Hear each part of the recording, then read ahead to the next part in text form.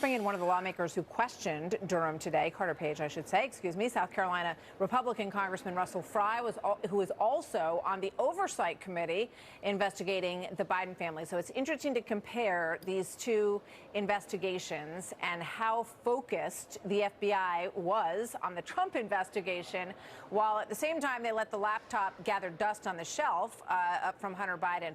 So, Congressman Fry, it's good to have you here today. Thank you for being here.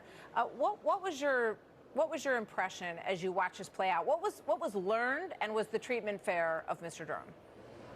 Well, I think Durham held his own. I mean, you figure this is a 300-page report. He spent years doing it, interviewed 500 people, reviewed 6 million pages of documents.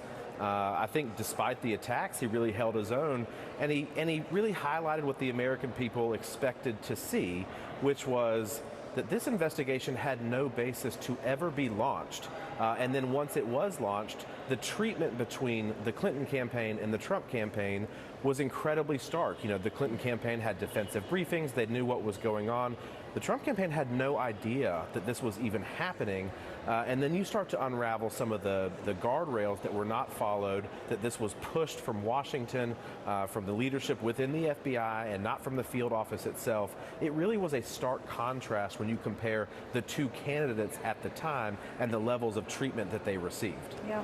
And as I said, you're on the Oversight Committee as well. So what is your reaction to what's being called a slap on the wrist for Hunter Biden? And I'm thinking about the fact that Tony Bobulinski turned over his phones, his laptop, everything with regard to the deal that he structured with the Chinese communist-connected electric company. And they never, ever even called him up to interview him about those business deals.